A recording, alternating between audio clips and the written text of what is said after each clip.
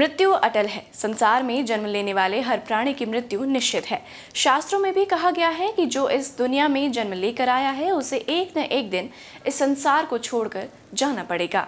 गीता में मृत्यु के बारे में कहा गया है कि आत्मा का कोई विनाश नहीं कर सकता है।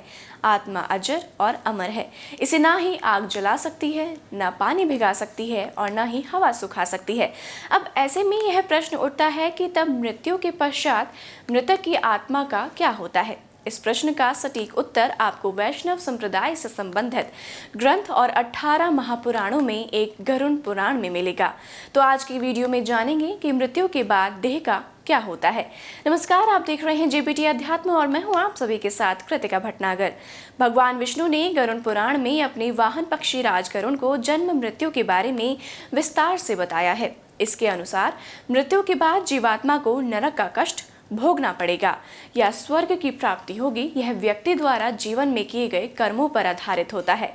गरुड़ पुराण में बताया गया है कि मृत्यु के बाद जीवात्मा को विभिन्न मार्गों से होकर गुजरना पड़ता है, जहां उसके पाप पुण्य का हिसाब किताब होता है।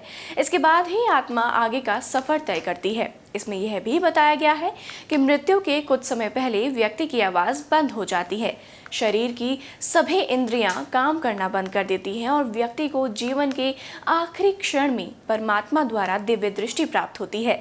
इसके बाद ही आत्मा शरीर का त्याग करती है। फिर यमराज के 2 यमदूत आते हैं और आत्मा को यमलोक ले जाते हैं।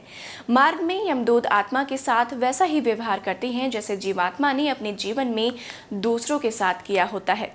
गरुड़ पुराण ग्रंथ में यह भी बताया गया है कि मृत्यु के बाद आत्मा को 3 मार्गों से गुजरना पड़ता है। इसमें पहला है अर्ची मार्ग, दूसरा धूम मार्ग और तीसरा उत्पत्ति विनाश मार्ग होता है। इसमें पहले मार्ग में देवलोक और ब्रह्मलोक के लिए होता है, जो कि सर्वोच्च होता है।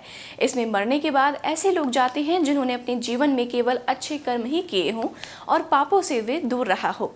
धूम मार्ग की यात्रा को पितृलोक की यात्रा कहा जाता है। वहीं तीसरे मार्ग की उत्पत्ति बहुत ही विनाशकारी मार्ग की होती है। यह नरक की यात्रा होती है और इसमें जीवात्मा को बहुत कष्ट झेलने पड़ते हैं। तो और भी ऐसी वीडियोस को देखने के लिए आप जुड़े रहिए जेबीटी अध्यात्म के साथ। नमस्कार।